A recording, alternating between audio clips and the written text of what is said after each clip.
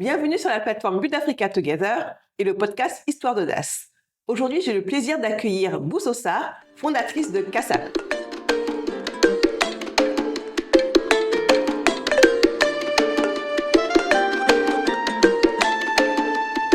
Bonjour Bousso. Bonjour Rafi. Comment tu vas? Très bien, et toi? Je vais très bien, merci. Merci beaucoup d'être là avec nous pour partager ton expérience. Merci à toi de m'avoir invité et bien bravo pour cette belle initiative également. Merci beaucoup, c'est un plaisir. Alors Bousso, la première question que je pose à tous mes invités, c'est qui est la Bousso avant son retour au Sénégal et qui est la Bousso d'après son retour au Sénégal? Alors, bonne question. La Bousso d'avant mon retour au Sénégal, une femme de 29 ans, très ambitieuse, qui avait un projet pour le Sénégal. C'est-à-dire, je ne sais pas lequel. À l'époque, je ne savais pas lequel. Mais en tout cas, je savais que je voulais faire quelque chose pour le Sénégal. Depuis mon retour, par contre, je pourrais dire que j'étais beaucoup plus... maintenant, je suis beaucoup plus...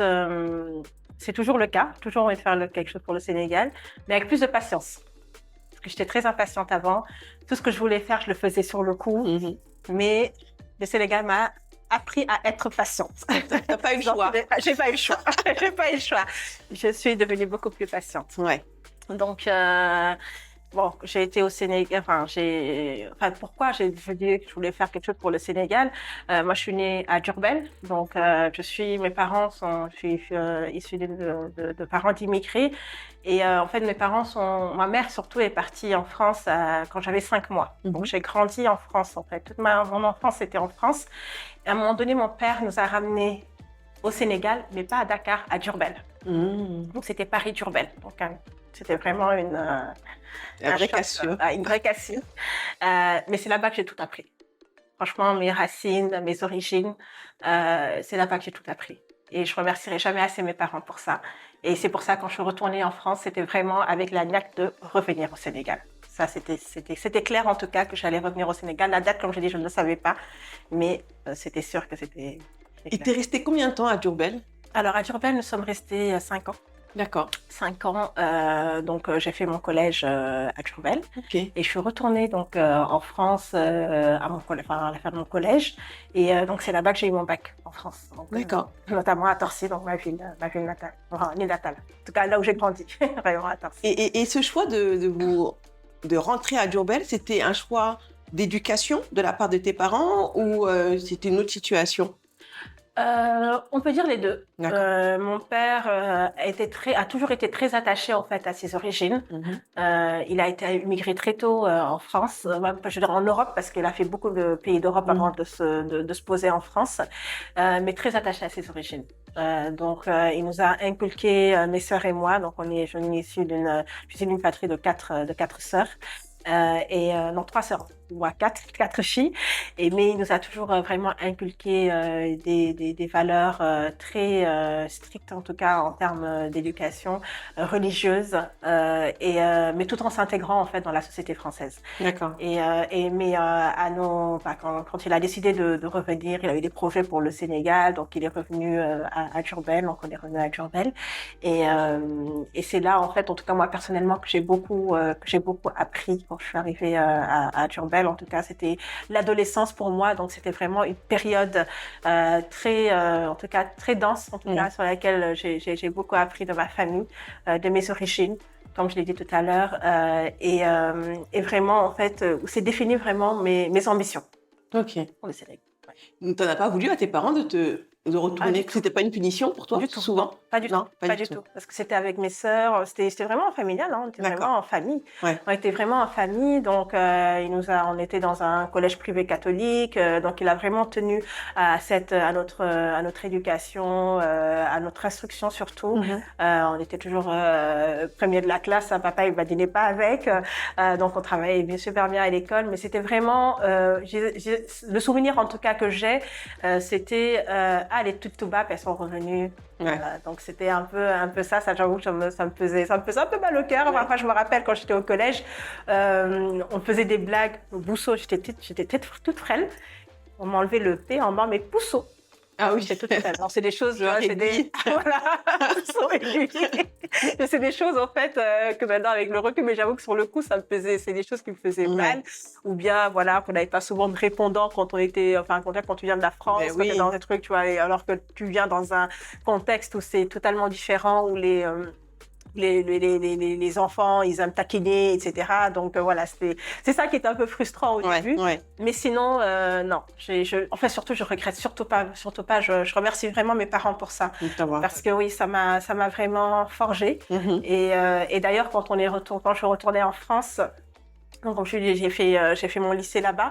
Et je me rappelle, à 16 ans, c'est là où j'ai commencé mon premier travail. Je l'ai fait à 16 ans. Mon père m'a signé une autorisation parentale parce que j'avais vraiment cette niaque. Je voulais travailler. Je voulais travailler pour revenir, en tout cas, au Sénégal. En tout cas, ça a toujours été mon rêve. Maintenant, comme j'ai dit, je ne savais pas quand. Donc, c'était un objectif. Tu es parti, mais tu savais que tu allais revenir, quoi qu'il en soit, au Sénégal. Oui, ça, je le savais, et venir travailler, enfin faire quelque chose. Faire quelque chose, en tout cas. Et puis d'ailleurs, c'est ce qui a fait mon implication dans beaucoup d'associations sénégalaises en France. En France. Bien que j'étais fille d'immigrés, établie là-bas, établie en France, etc. Donc, en fait, en général, je sais pas si tu as eu cette expérience, mais en général, on n'est pas très souvent ensemble. Souvent, c'est les associations, elles se créent avec les étudiants venus de France. Ouais. Et moi, en fait, je m'étais tout de suite intégrée en fait dans ces associations-là. Ouais. Parce que je me considérais en fait comme eux en réalité, bien que j'étais aussi bien intégrée dans la société française. Hein. Donc, mais en tant que jeune sénégalaise, en fait, j'avais vraiment cette envie de participer au développement de mon pays. Et je me disais en fait, le fait que je sois franco-sénégalaise était aussi un plus que je pourrais avoir en fait, en tout cas pour faire ce développement en tout cas de compétences en fait que je voyais aussi pour le Sénégal. Et d'ailleurs, quand c'est à l'époque, j'avais créé une association Avenir Jeunesse du Sénégal. Justement, c'était toujours dans cette même optique de pouvoir vraiment voir comment, en étant sur place, on pouvait impacter en fait au Sénégal. Donc ça a toujours été ma ligne de mire. Donc, j'ai créé Avenir Jeunesse du Sénégal. J'ai fait partie de l'association des Sénégalais des étudiants de la région parisienne. Ok. Donc, l'ASERP à l'époque, où je salue au passage d'anciens étudiants qui sont toujours des amis maintenant, Maudit et d'autres. Et donc depuis quand je suis retournée pour moi c'était une logique. C'était une logique tout simplement. C'est une logique de revenir. C'est une logique. Et voilà, donc j'ai été aussi dans la politique en France. En France, mais dans la politique en France, politique française ou les deux. Oui. D'accord. Donc j'ai été. Donc tu étais quand même bien ancrée aussi dans la culture française et dans l'écosystème français en parallèle. Totalement en parallèle. C'est pour ça que je dis en fait c'était ça cette richesse que j'avais, c'était ça, cette double culture en fait, parce que j'étais aussi bien intégrée en tant que française, mais aussi en tant que sénégalaise. Et en fait c'est ce que beaucoup me prédisaient, tu as de la future Amayad. Mais en réalité je me voyais pas. Je ne me voyais pas comme ça. J'étais conseillère municipale. J'ai été élue conseillère municipale à Torcy en 2008. Ok. Donc, c'était le premier mandat de conseiller municipal. Et je me rappelle à l'époque, il y avait les élections qui devaient se faire en 2014, parce que c'est en 2013 que je suis venue en vacances au Sénégal. Et l'objectif, c'était que je passe soit de maire adjoint, en tout cas. Mais j'ai préféré. Mais du coup, tu as fait ça en France, donc tu avais quand même une ambition d'être ancrée en France et de faire quelque chose là-bas. Pas forcément, comme je l'ai dit en parallèle, j'étais aussi dans la politique sénégalaise. Aussi. D'accord. Ça a toujours été en fait très clair dans ma tête. Hein. J'étais toujours aussi dans la politique sénégalaise. À l'époque, en tout cas, je fais partie des membres fondatrices du mouvement Ouad Dégage en 2012. En 2011-2012. Donc, patriote, je l'ai été. Maintenant, on l'utilise beaucoup, mais pour moi, j'ai été patriote dans l'âme dès le jeune âge, en fait. Et donc, à l'époque, j'étais dans le mouvement Ouad Dégage et j'ai été la coordonnatrice du mouvement Tahotem en France en 2011 pour les élections présidentielles de 2012. Que je salue au passage notre président Ibrahima Fall.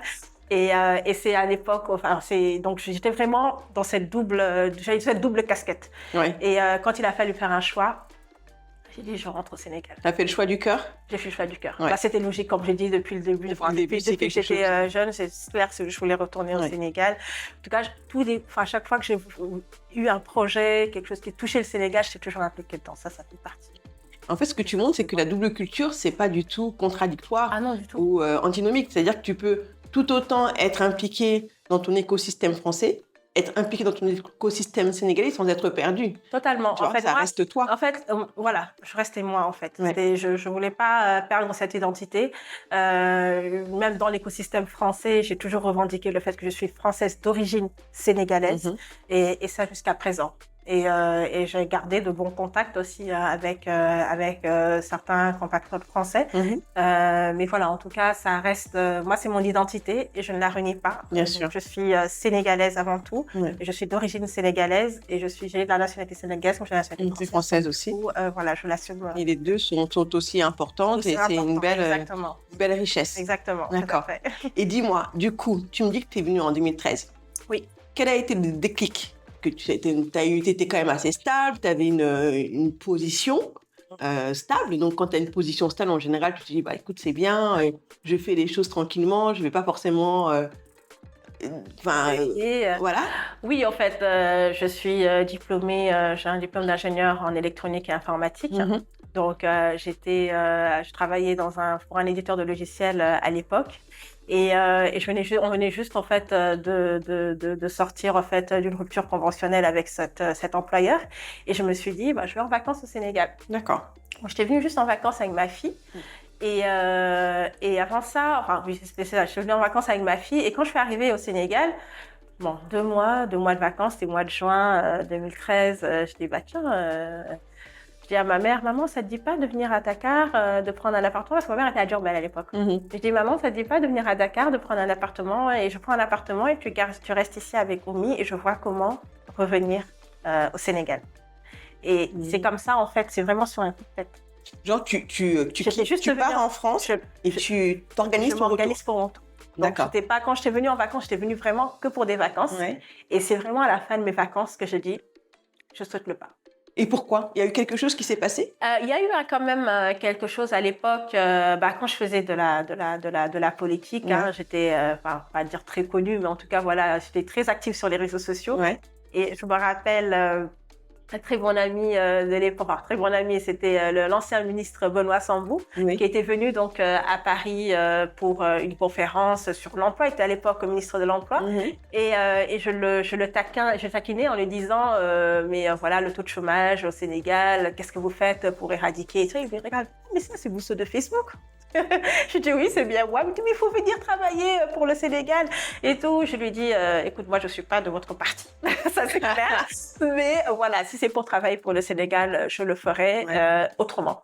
Et c'est comme ça en fait qu'il m'a proposé à l'époque. Il m'a dit, bah tiens, viens travailler au niveau du cabinet, etc. Mais par contre, j'aurai pas de contrat. Je dis pas de problème. Si tu me payes pas, il y a pas de problème. Moi, l'essentiel c'est que je mette un pied et que je sache comment fonctionne l'écosystème sénégalais. D'accord. Et c'est comme ça en fait que quand je suis venue en vacances et que j'ai décidé de rester. C'était vraiment ça, le déclic en fait qui a fait, parce que j'ai beaucoup milité en tant que politicienne vraiment pour qu'Ibrahima Fall puisse être président, etc. Malheureusement, ça n'a pas été le cas et j'ai dit il faut que je vois comment moi, à ma hauteur des moyens que j'avais, de pouvoir participer au développement du pays. Et j'avais cette opportunité-là.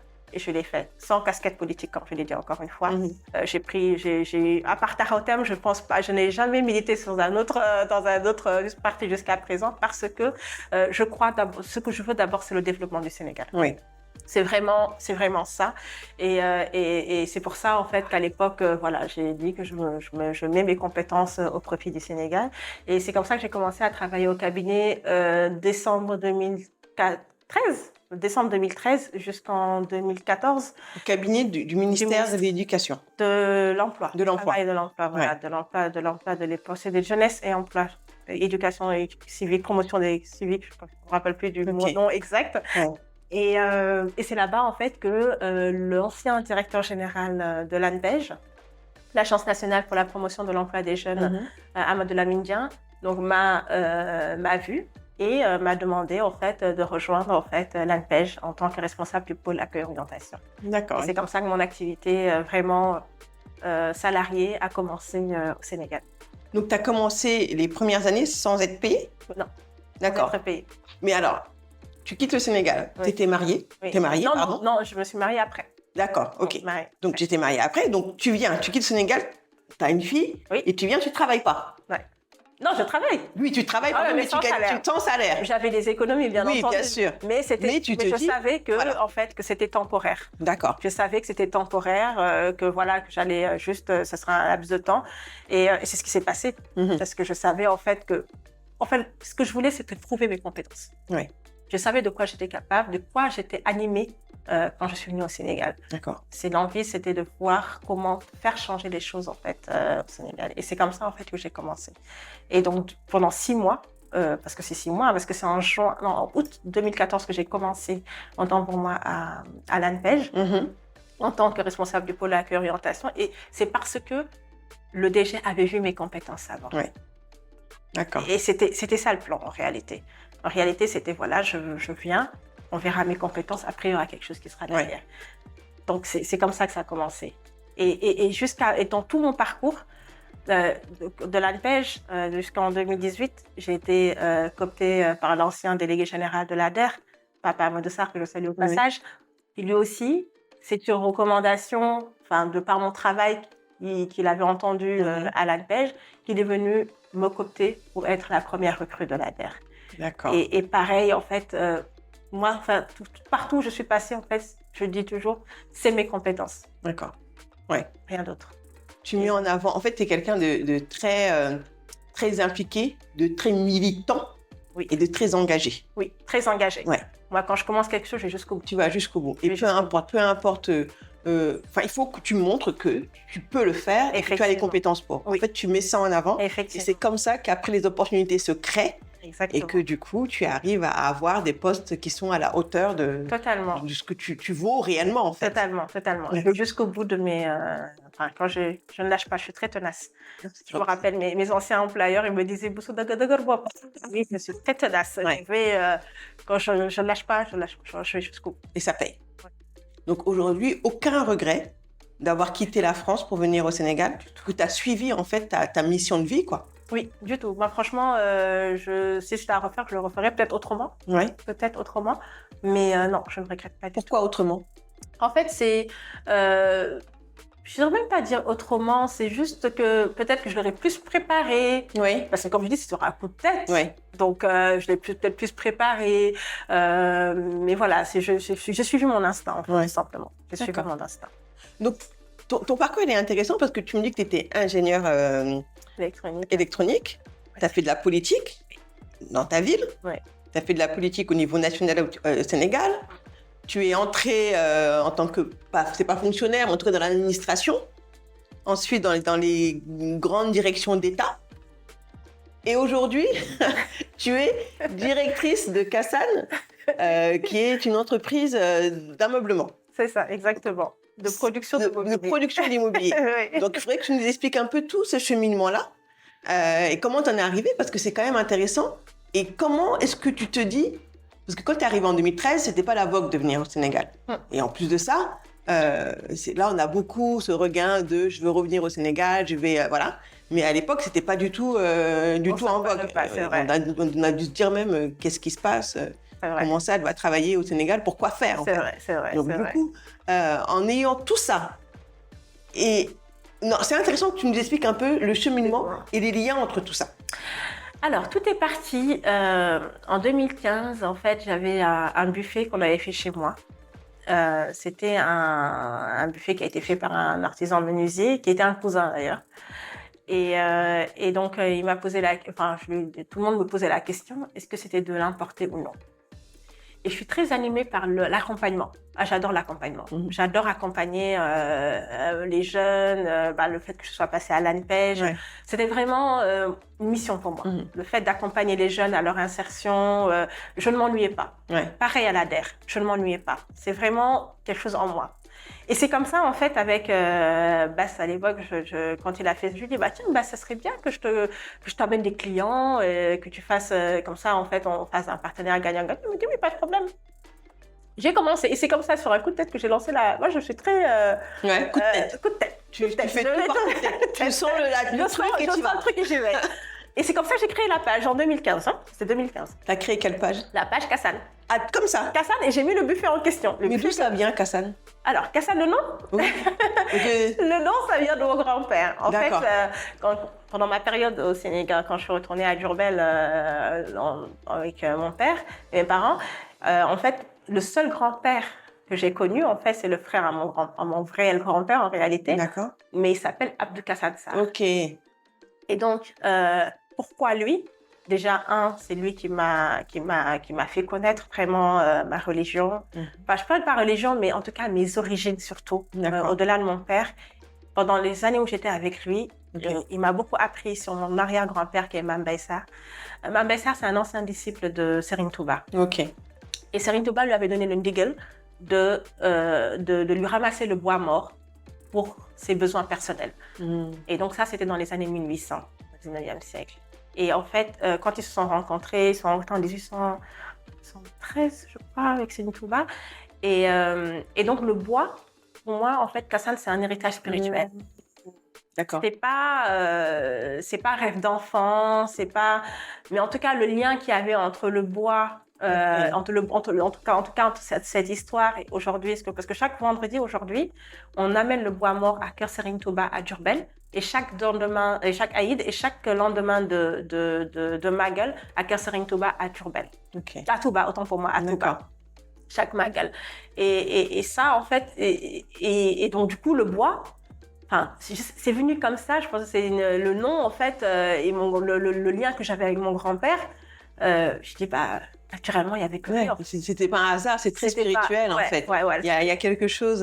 Oui, il y a eu un signe, c'est comme ça que j'ai mis le nom de Kassan. C'était évident, tu n'as même pas beaucoup réfléchi, en fait. Non, j'ai pas beaucoup réfléchi, c'était le mot. Et le logo, je l'ai fait moi-même. Je voulais du vert, du marron. Pourquoi le vert? Couleur de l'islam, couleur de la nature, le marron qui fait rappel au bois. C'est comme ça que j'ai créé le logo moi-même. Je me rappelle, à l'époque, il n'y avait pas encore l'IA. C'était logo génie. À l'époque. Ouais, parce que ma fille, elle me dit, je suis vieille maintenant. Donc à l'époque. Et donc, du coup, je me suis inscrite sur le logo génie et j'ai créé le logo et c'est parti. Okay. Et c'est comme ça que j'ai créé la page avec le buffet. J'ai pris la photo et je l'ai mise. Et tout de suite, en fait, il y a eu une demande. Les gens ont demandé, ah oui, intéressant. Mais j'ai été très vite confrontée aux problèmes de beaucoup de clients sénégalais, comme je pense que tu as eu à avoir. Ouais. Le nom, je dirais pas du nom sérieux des artisans, mais tout de suite, en fait, mon cousin ne respectait plus les engagements. Je suis quelqu'un de très axé service client. Le manque de constance. Oui. Et là, moi, c'est à chaque fois, en fait, donc j'alliais mon travail en même temps que ça. Et au final, c'était plus une mise en relation, mais il fallait que je fasse un suivi. Oui. Et comme je m'étais engagée auprès des clients, c'est mon nom qui est engagé, c'est Kassan qui est engagé. Oui. Et donc, du coup, il m'arrivait de reprendre de l'argent et de refaire faire par d'autres artisans. D'accord. Rien pour pouvoir respecter mon engagement. Ouais. Et au final, c'est comme ça que j'ai commencé à avoir des artisans un petit à petit dans Dakar, sa banlieue. Mais c'était très vite ingérable en fait, de vouloir suivre en même temps mon travail et en même temps suivre les artisans chacun dans leurs ateliers. Les clients, parce que j'imagine que tu avais quelques clients en plus, voilà, etc. Donc j'avais pris quand même un assistant, pour une assistante, j'en ai eu deux assistantes. Et c'est vraiment en 2017 que je fais la rencontre de Dr Marianne Ouattara. Oui. Donc on a reçu ici. Voilà.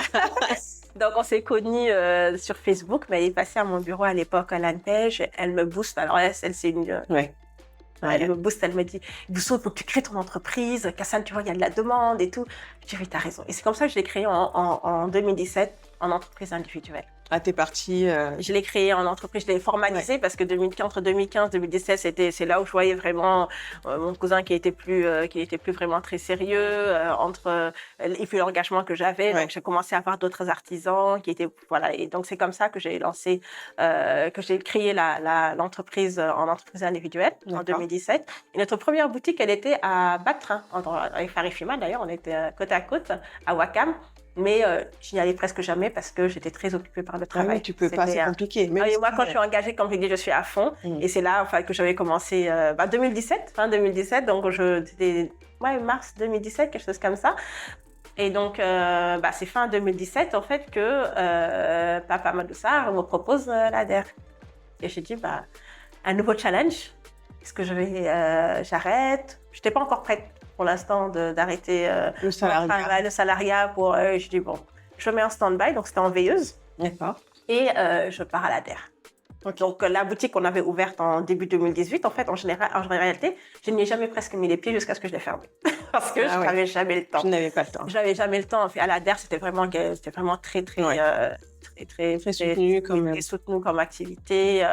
On est le tour du Sénégal à plusieurs reprises, donc je pouvais plus. Donc, du coup, j'ai fermé la boutique de Batrin et l'activité a continué avec d'autres artisans menuisiers. Mais c'est en 2020 que je décide complètement de tout arrêter. En tout cas, le travail, me consacrer pleinement à l'activité. Pourquoi? Parce que tu avais réussi à continuer en parallèle ou parce que ça te manquait? Ou pourquoi tu as décidé d'un coup de... Parce que, en fait, quand je discutais avec les artisans, en fait, je comprenais en réalité que ce n'était pas forcément un manque de sérieux. En fait, ce qui se passait en réalité, c'est qu'ils confondaient souvent leur argent, l'argent du client et leur argent. Oui. Ou souvent, ils ne savaient pas calculer un devis. En tout cas, moi, je m'en étais rendu compte en travaillant avec eux. Parce que très souvent, il m'est arrivé d'être en perte sur certaines commandes, parce que c'est moi qui achetais souvent leur matériel, ils me disaient voilà ce dont ils ont besoin, et on allait jusqu'à dire ah non, on a oublié ça, on a oublié ça, on a oublié ça. Et en réalité, en fait, beaucoup de nos artisans, c'est le problème qu'ils rencontrent. Manque de structure et d'éducation financière. Exactement. Ils ont un manque de structure, ils n'arrivaient pas à calculer un devis correctement, et après, ça se répercute en fait sur leurs engagements. D'accord. Et c'est ça, en fait, en tout cas, moi, que j'avais appris pendant mes années de kharmat, en tout cas et j'avais compris en fait d'où venait leur problème. De plus, j'avais également remarqué qu'il y avait des problèmes parfois parce que je suis très exigeante sur les finitions, comme tu connais. Alors, donc, je suis très exigeante sur les finitions, donc ils disaient on manque pas de machine, on manque telle machine, on manque telle machine. J'ai dit ok, comment je vais faire pour pouvoir résoudre cela? 2020, j'ai une opportunité. Un ami, c'était plein Covid. Il me propose, il me dit, Bousso, j'aimerais qu'on fasse un partenariat. Je sais que tu es dans le mobilier. Je te fais de l'importation. On travaille ensemble. J'ai dit, pourquoi pas? Ça me permettra de pouvoir avoir de l'argent et de le réinjecter dans le Made in Sénégal. Malheureusement, c'est une expérience très difficile. Une expérience, quand on ne connaît pas le secteur de l'import, de l'export, c'est toute une... je pourrais pas raconter tout ça ici aujourd'hui, mais voilà, ça a été malheureusement une mésaventure, on va dire, mais sur laquelle j'ai beaucoup appris, parce que pour moi, il n'y a jamais d'échec en fait, il y a toujours des réussites. Et j'ai beaucoup appris de cette expérience, mais en tout cas, ça m'a permis de me recentrer en fait sur le Made in Sénégal. Ton cœur du métier, le Made in Sénégal. Et ça a malheureusement détruit une amitié, parce que c'était mon meilleur ami. Mais Dieu est là, en fait, Dieu voit tout. Donc voilà, en tout cas, ça a été une expérience en tout cas très bénéfique pour moi, malgré tout. Et je me suis recentrée sur le Made in Sénégal. D'accord. Et donc, c'est en 2020, donc je démissionnais de l'ADER, je tombe enceinte de ma dernière fille. Oui. De ma dernière. Et donc, à mon retour, donc je dis, non, ça y est, je me concentre sur le Made in Sénégal. D'accord. Et c'est comme ça, en fait, que là, depuis 2020, en fait, que je suis entièrement consacrée à cette activité où j'ai vraiment un atelier de production. Moi, j'ai un vrai atelier de production. Je suis pas souvent. On pense que je suis courtière, c'est-à-dire que je vais aller chercher des marchés, les faire faire. Non. Parce que, en fait, l'essence de Kassan, c'est vraiment la base, le baseline, comme je dis toujours, c'est grandir ensemble pour s'accomplir pleinement. Donc, les artisans, on est dans un même espace. J'ai mis en place j'ai des machines, etc. Donc, vraiment, pour qu'on puisse grandir vraiment ensemble. Ouais. C'est pas chacun de son côté, c'est vraiment qu'on le fasse ensemble. D'accord. Et très souvent, en fait, dans cette activité, je m'en suis rendu compte, en fait, que j'étais souvent incomprise. Parce que certains artisans ne comprenaient pas ou bien peut-être étaient trop pressés. Parce qu'ils ne comprennent pas le concept. Le concept du bloc, ils peuvent le comprendre, Ouais. mais en fait, c'est plutôt les réalités de l'entreprise en réalité, en fait. Parce que ça reste une entreprise. Mais tu parles à des gens qui sont libéraux, entre guillemets, et qui travaillent comme ça, comme un héritage de famille. Ils ne sont pas habitués à travailler dans une sphère structurée. Et c'est ça, exactement. Et mon défi, c'était ça, en fait. Mon défi aujourd'hui, il reste toujours le cas, c'est de professionnaliser, en fait, ces artisans menuisiers. Parce qu'ils ont un potentiel. Ils sont très créatifs. Ils en ont envie. Ils ont juste besoin d'être accompagnés. Et c'est ce que j'ai compris, moi, depuis le début. Et c'est pour ça, en fait, que je fais des partenariats win-win avec eux.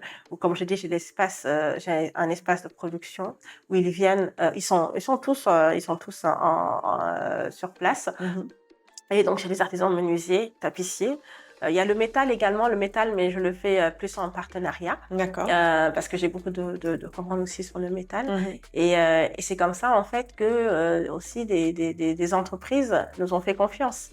Et je ne pense pas que si ces artisans auraient pu avoir des marchés d'entreprises, vu les procédures, procédures à respecter, les cahiers des charges, etc., s'ils étaient seuls. Et c'est vraiment et je remercie de passage mes clients entreprises, la Société Générale, Camusat, Baobab, toutes ces entreprises en fait qui ont vraiment fait confiance au consommé local. Mm-hmm. Parce que c'est pas forcément évident. Puis c'est un pari. C'est un pari. Et moi aujourd'hui, le pari que je me suis donné, c'est de regagner la confiance en fait des consommateurs. Ouais. Je sais que c'est pas évident. Parce que beaucoup, quand on voit le manque à gagner qu'il y a avec le meuble importé, bien que je n'ai pas de problème avec les meubles importés, hein, mais je me dis en fait que nous avons notre savoir-faire, à nous en fait de conjuguer nos compétences ensemble. Aujourd'hui, je suis ingénieure électronique et informatique. Mon métier, je ne l'ai pas lâché complètement. Dans toutes mes activités, que j'ai été à l'ANPEJ, à l'ADER, à Kassan, enfin, l'informatique, elle fait partie intégrante en fait des métiers. Et donc, et aujourd'hui en fait, le fait de ramener l'informatique même au niveau de l'artisanat, le numérique au niveau de l'artisanat, en fait tout ça, ça modernise en fait la production. Bien sûr. Et aujourd'hui en fait, c'est vraiment dans cette dynamique que je suis en fait de vraiment moderniser, de voir comment eux les former à ces derniers outils numérique qui est utilisé dans tous les autres pays qui produisent du mobilier et nous le revendent. D'accord. Donc, tout simplement.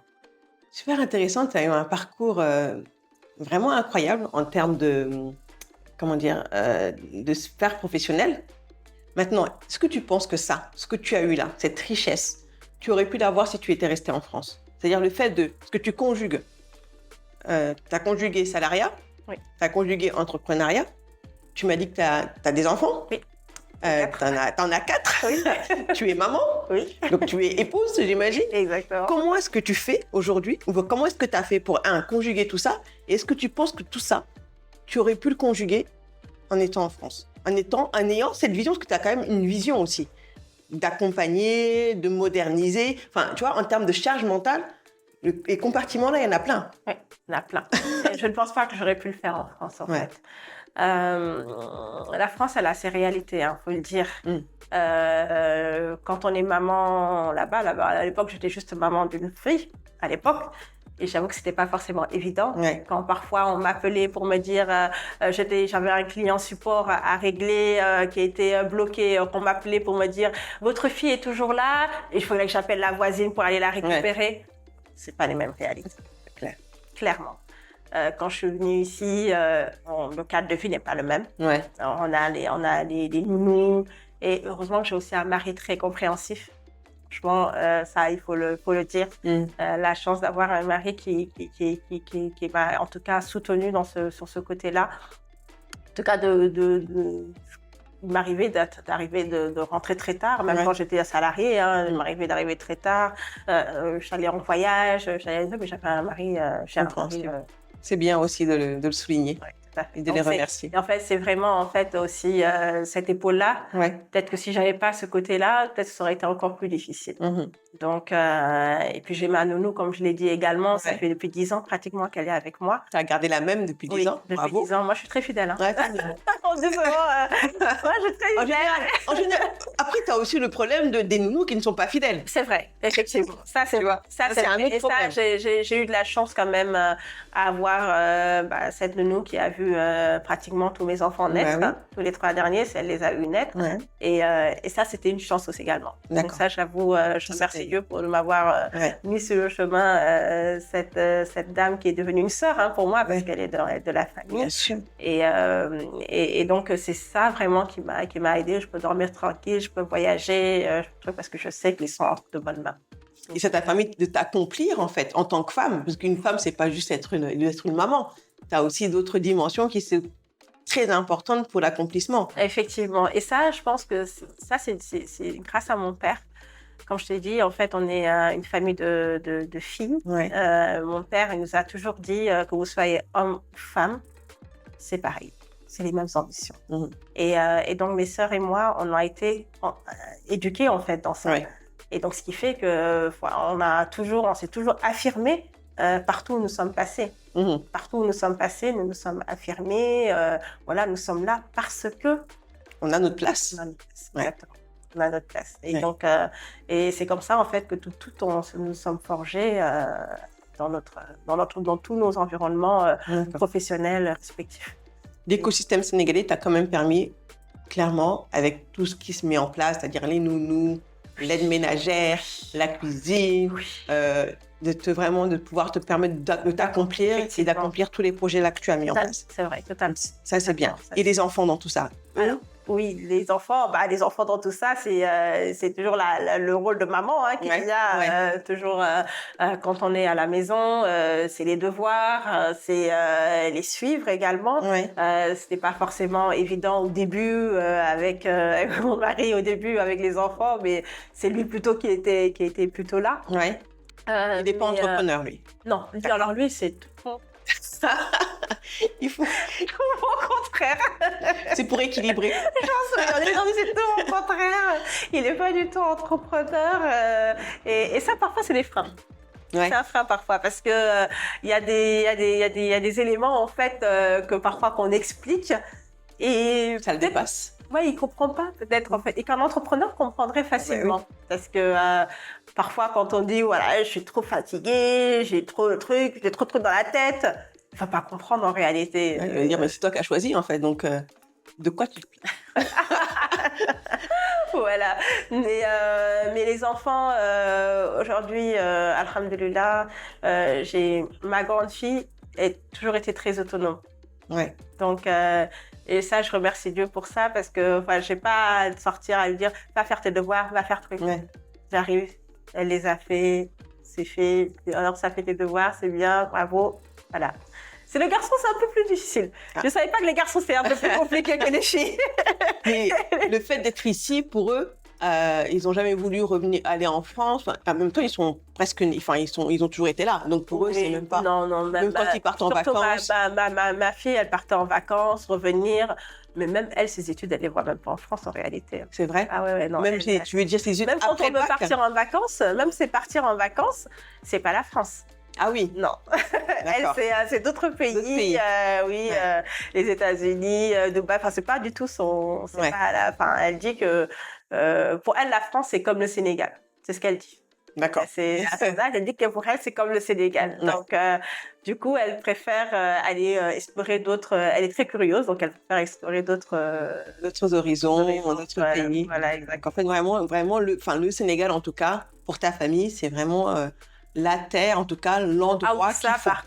L'endroit qu'il faut pour toi, l'endroit qu'il faut pour ta famille. Oui, totalement. Moi, je suis convaincue que Enfin, ce que nous avons eu ici, nous n'aurions pas eu si nous étions en France. Si vous étiez resté en France. Donc, vraiment, le fait d'être venu, c'était Ouais. la décision. Ouais, je La regrette bonne. pas, sincèrement, oui. Ouais. Ouais. Et quels sont, là, tu m'as parlé, quels sont les gros défis ou ce que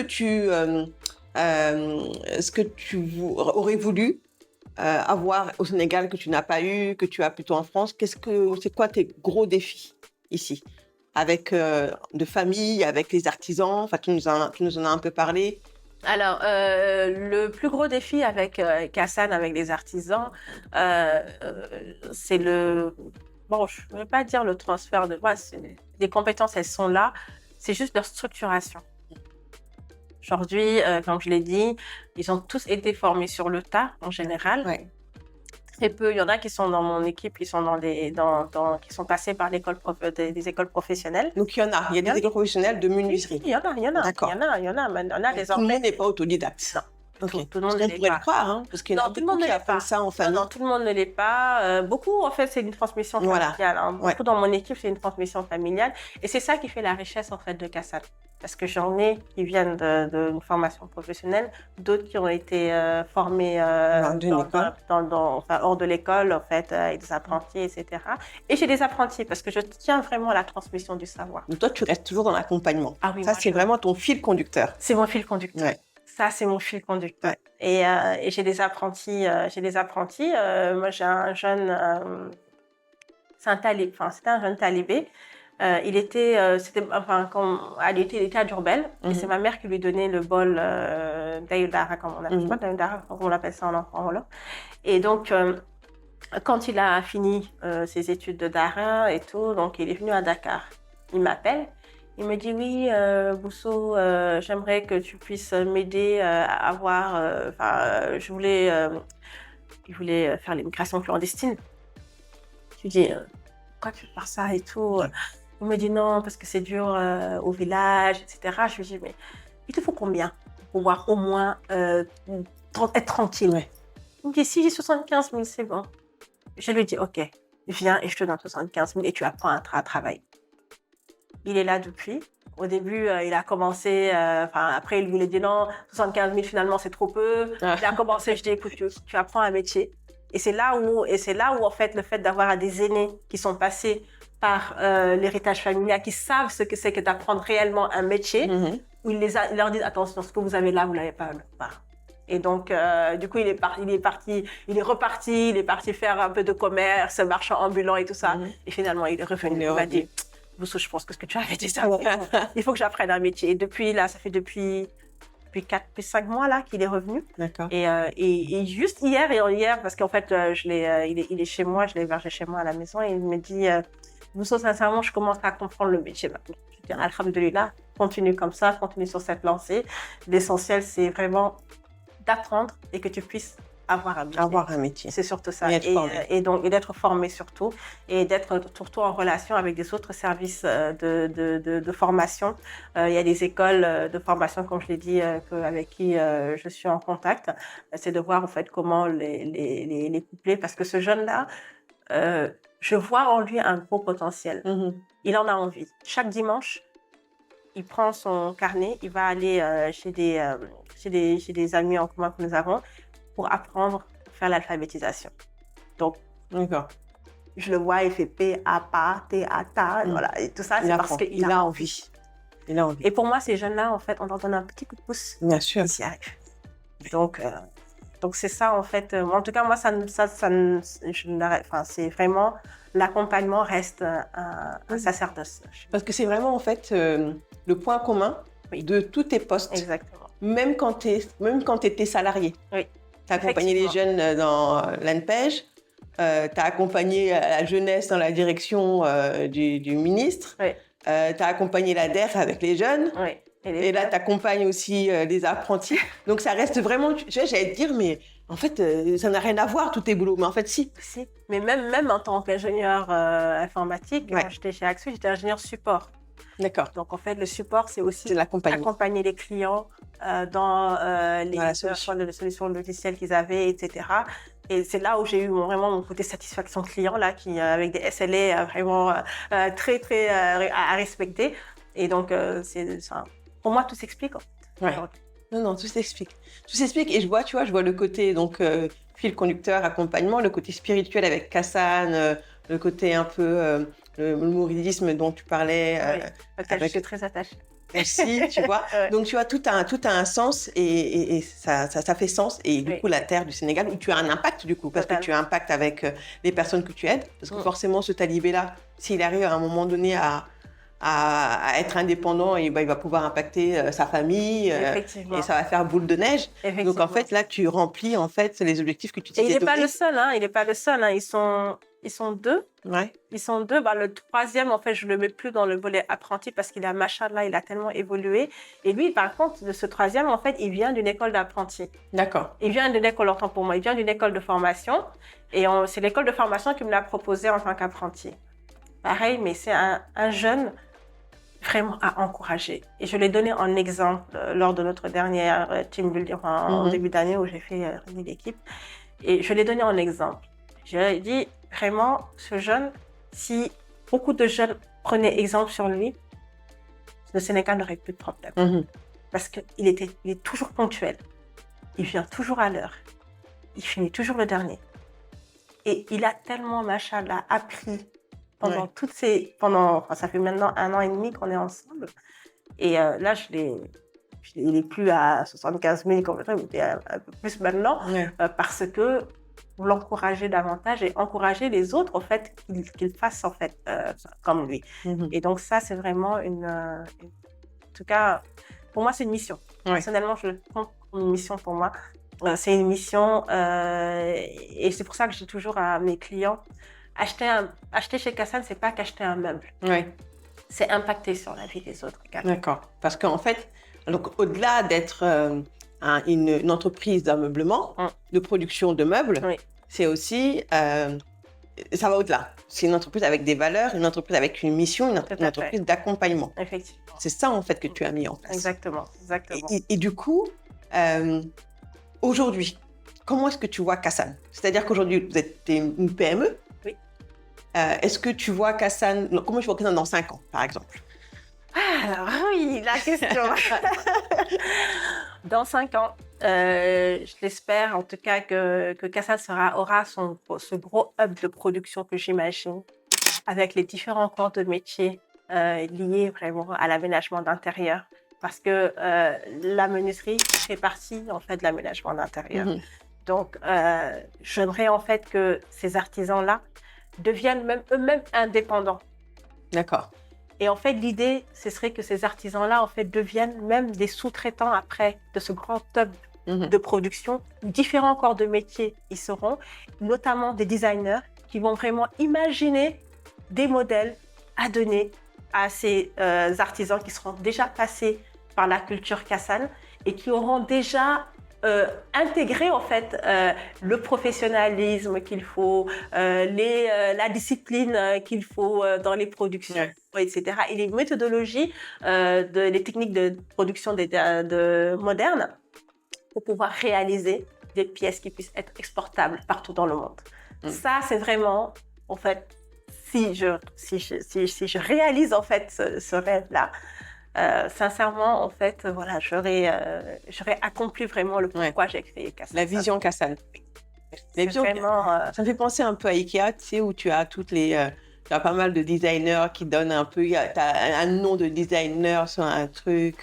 Maintenant, tu vois, c'est mondial, tu en as partout, tu en as au Maroc. Tu vois, ça fait un peu cette vision-là. Ça, j'aimerais bien que Kassan, qu'on le retrouve aux États-Unis. C'est possible. Bien sûr que c'est possible. C'est possible. Et du Made in Sénégal, for the world, quoi. Oui, pour le monde entier. Le seul défi que nous avons dans ce domaine, c'est les intrants, la matière première. Aujourd'hui, il faudrait que nos industriels, en fait, en tout cas que dans l'industrie, qu'on crée nos propres matières premières. Tu importes beaucoup? Oui, quand même. Enfin, moi, je ne m'importe pas directement actuellement, mais c'est plutôt des fournisseurs locaux qui importent. Donc, en fait, en réalité, on n'est pas sur du 100% local, malheureusement. D'accord. Pas parce qu'on ne le veut pas, c'est parce qu'on n'a pas le choix. Et ça, c'est dans tous les secteurs. Le Sénégal a besoin d'être industrialisé. Aujourd'hui, quand je vais faire ma robe, elle est made in Sénégal, mais le tissu ne vient pas du Sénégal. C'est pareil pour l'ameublement. La quincaillerie ne vient pas du Sénégal, le panneau ne vient pas du Sénégal, le bois ne vient pas du Sénégal. Et c'est là où on a un gros défi. D'accord. Et c'est là où j'exhorte vraiment à tous mes confrères, tous mes confrères en fait qui sont dans le métier, de voir comment on peut vraiment travailler ensemble pour pouvoir au moins réaliser en fait des industries qui puissent créer d'autres propres matières premières. Aujourd'hui, les panneaux que nous utilisons, les panneaux mélaminés, etc., ils ont tous été produits à l'étranger. On peut les faire ici. On a les capacités de les faire. On devrait les avoir. On devrait pouvoir les avoir. C'est des machines, c'est des copeaux de bois. Combien de copeaux de bois sont utilisés au niveau de Donc, c'est juste peut-être qu'on n'a pas l'expertise ou le savoir-faire encore. Oui. Peut-être. Peut-être. Je sais pas. Peut-être. Je ne l'ai pas creusé. Sincèrement, personnellement, je ne l'ai pas creusé. Mais je me dis en fait que si on arrive à se mettre ensemble pour faire ça, pourquoi pas? Parce que ça va répondre à un besoin de nous tous. Bien sûr. Parce que quand on a un intérêt commun, on arrive à se mettre ensemble. Et malheureusement, au Sénégal, quand ce n'est pas le cas, en fait, on devient des compétiteurs. Mais non, on n'est pas des compétiteurs. Pour moi, on arrive à travailler ensemble si on arrive à avoir un intérêt commun. Oui. Et pour moi, c'est là où on doit... C'est là le challenge. Le challenge, il est là. Ouais. Le challenge, il est là. Il n'est pas que dans la menuiserie. Et dans tout corps de métier. Dans tous les corps de métier. Intéressant, Bousso. Ce qui aujourd'hui, c'est quoi ton mantra? C'est quoi qui fait que tu es ce que tu es aujourd'hui et ce qui t'accompagne? Parce qu'en fait, ton histoire, elle est incroyable parce que moi, je me disais, bon, Bousso, c'est Kassan, c'est de l'ameublement, c'est du mobilier. Et en fait, moi, je vois derrière, en fait, quelque chose de beaucoup plus fort, beaucoup plus puissant qui incarne cela. Moi, je ne savais pas, je te connais depuis des années, mais tu vois, j'avais vraiment pas du tout ça en tête. Oui. C'est quoi ton mantra? C'est quoi qui fait qu'aujourd'hui, le mantra qui te guide? Ce qui t'a guidé? Ce qui me guide, c'est pour moi que j'ai une mission sur Terre, en fait. Je ne sais pas combien de temps elle va durer. Dieu seul sait. J'espère longtemps, en tout cas. Je le souhaite aussi. Inch'Allah, avec tout le monde. Mais pour moi, j'ai une mission. Et il m'est arrivé parfois, comme tout entrepreneur, de dire j'arrête. Je suis fatiguée, j'arrête. Mais quand je repense, en fait, à tous ces jeunes, toutes ces personnes qui sont derrière moi et qui croient, en fait, en ce projet, tout simplement, je me dis non, je n'ai pas le droit. Il faut que je continue. Et c'est ça qui me motive chaque instant.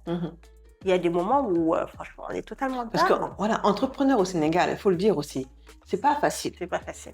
Moi, s'il y a un mot que je devais, en tout cas, s'il y a une capacité que j'ai eu à développer vraiment au Sénégal, au-delà de la patience, c'est la résilience. Eh oui, ça, c'est le mot qui revient tout. C'est la résilience. J'ai des amis, ils me disent, Bousso, je sais pas comment tu fais pour tenir. Ouais. Je dis, parce que j'y crois. J'y crois. Ouais. Et j'y crois fortement. Malgré les défis. On me dit, un bac plus 5, tu es ingénieur, tu es menuisier. Ouais. Non, ce que je fais, c'est pas de la menuiserie. Ça va au-delà. Ça va bien au-delà. Ouais. Et c'est demain que vous allez comprendre. Peut-être qu'aujourd'hui, vous ne comprenez pas, peut-être que vous voyez juste des meubles, mais en réalité, c'est pas ça. Ça va bien au-delà. Ouais. Donc, et c'est ça mon mantra aujourd'hui. Aujourd'hui, ce n'est pas que faire une entreprise, créer du profit, oui, ça en fait partie. Mais comment impacter, c'est ça qui est le plus important pour moi. Et donc, c'est ce qui m'a animée, moi, dans tout mon parcours. Dans tout mon parcours, quand j'étais à l'ANPEJ, quand j'étais à l'ADER, vraiment, c'était comment je fais pour pouvoir impacter sur la vie de l'autre. Qu'est-ce qui peut être fait dans les règles de l'art, bien entendu. Comment accompagner un jeune qui a l'insertion. Parce que, en fait, quand j'étais à l'ANPEJ, j'étais la responsable du pôle accueil orientation. Donc, tous les conseillers en emploi, ils ont été recrutés, étaient dans mon équipe. C'est une équipe de 35 personnes à travers le Sénégal. Et je leur disais à chaque fois qu'un jeune qui vient chercher de l'emploi, il faut qu'il soit lui-même acteur. On ne peut pas chercher un emploi pour un jeune. Non. Oui. Il faut qu'il soit acteur et que ce plan d'action puisse être suivi. Et malheureusement, très souvent, en fait, je ne sais pas si c'est la nouvelle génération, on a des jeunes très attentistes. Oui. Qui attendent qu'on fasse tout. Qui attendent qu'on leur fasse. C'est pas possible. Bien sûr. C'est pas possible. Et à chaque fois que j'ai l'occasion, en tout cas, de le marteler, de le dire dans les écoles de formation, parce qu'on m'avait souvent dans les écoles de formation, je le répète. Les ressources viennent de nous. De nous. Et pas forcément, pas seulement de l'extérieur. Exactement. Ouais. On est, même, je veux dire, dans la politique, on entend souvent, on n'a pas d'emploi, on n'a pas d'emploi. En réalité, il y a de l'emploi. Hein. Bien sûr. L'emploi est là. Hein. C'est simplement, en fait, souvent, on ne rencontre pas souvent les bonnes personnes et ça ne matche pas très souvent. Et là, c'est là où, en fait, en tout cas, c'est là que j'exhorte vraiment les jeunes à redoubler d'efforts, à ne plus être attentiste, mais aller vraiment vers. Parce que des opportunités, il y en a, et c'est pas forcément l'environnement qui. Effectivement. Qui joue. Je prends mon assistante actuelle, elle est chargée des opérations désormais d'ailleurs. Quand elle est venue chez Kassan, à son entretien, je l'ai répété d'ailleurs la dernière fois en réunion, je leur disais, Djanaba est là pourquoi? Parce que lors de son entretien, elle a dit qu'elle était prête à payer pour apprendre. C'est fort. C'était la première fois depuis que je suis venue au Sénégal que j'entendais un tel engagement. Aujourd'hui, elle est en CDI. Parce que c'est elle qui a démontré, parce qu'elle a démontré qu'elle le voulait. Et qu'elle a cherché. Elle l'a cherché. Et c'est ça, en fait. Et pourtant, elle était juste audacieuse. Elle m'a juste écrit, elle a juste vu que j'avais posté un truc sur Facebook. Elle m'a écrit, Madame, vous ne cherchez pas quelqu'un. Et c'est comme ça elle a été intégrée chez Kassan. Et pour moi, en fait, comme je dis, c'est juste, en fait, il faut avoir de l'audace, il faut ne pas être attentiste, vraiment aller chercher. Aller chercher. Aller chercher et prouver. Mais c'est pas évident, en tout cas, avec cette nouvelle jeunesse, cette nouvelle génération. Je ne sais pas ce qui s'est passé. Je me pose parfois la question, je me dis, mais qu'est-ce qui s'est passé? Mais voilà, en tout cas, c'est un conseil, en tout cas. Non, c'est bien le message que tu donnes, parce que c'est important aussi de se dire, on peut réussir, il faut chercher, il faut être audacieux. Oui. Et il ne faut pas seulement attendre qu'on vous donne ou qu'on vous propose.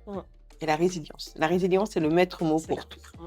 C'est le maître mot. Et c'est ce qui fait qu'aujourd'hui, tu en es où est-ce que tu en es aujourd'hui. Oui, effectivement. Et que tu peux te permettre de pouvoir partager ton expérience et d'être accompli en termes de poste et ici, chez toi, au Sénégal, comme tu le voulais. Oui, effectivement. Tu es sorti de ta zone de confort et tu as... C'est vrai, c'est vrai.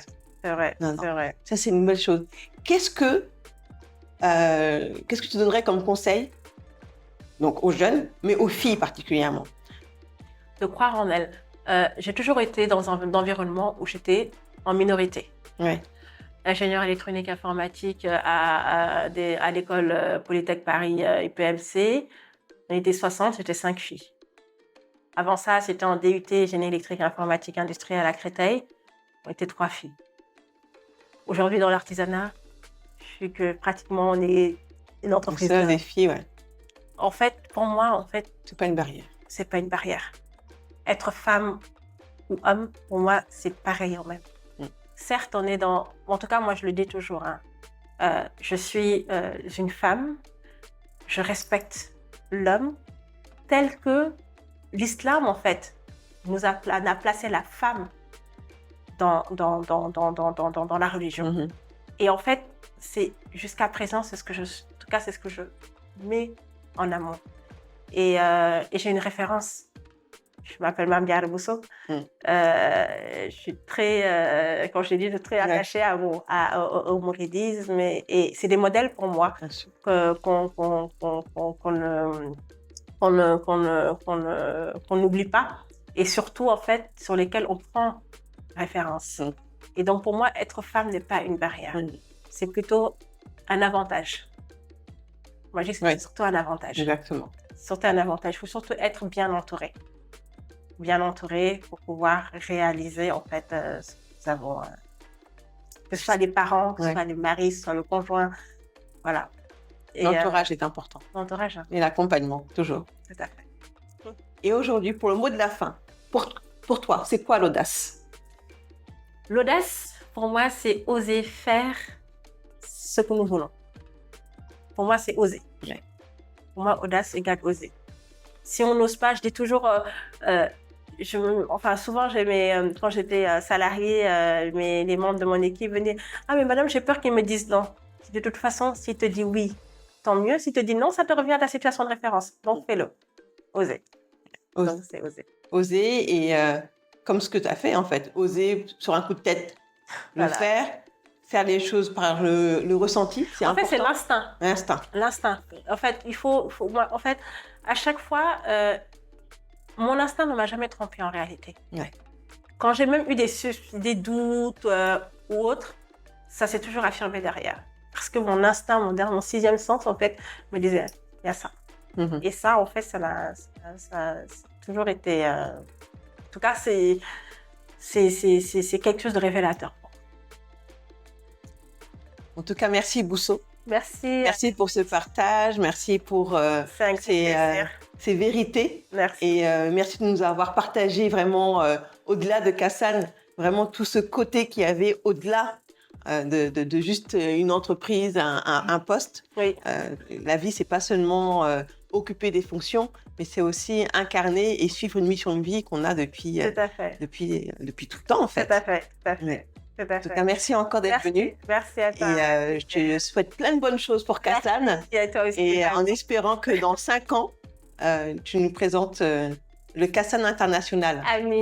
Merci beaucoup. Merci à toi vraiment pour cette excellente initiative qui donne la parole aux entrepreneurs que nous sommes.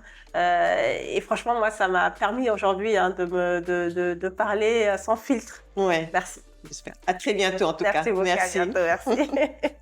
C'était Histoire d'audace avec Bousso Sarr qui nous a partagé son histoire, son expérience et sa vision pour Kassan et pour le Sénégal. N'hésitez pas à liker, à partager et on se dit à très bientôt. Merci.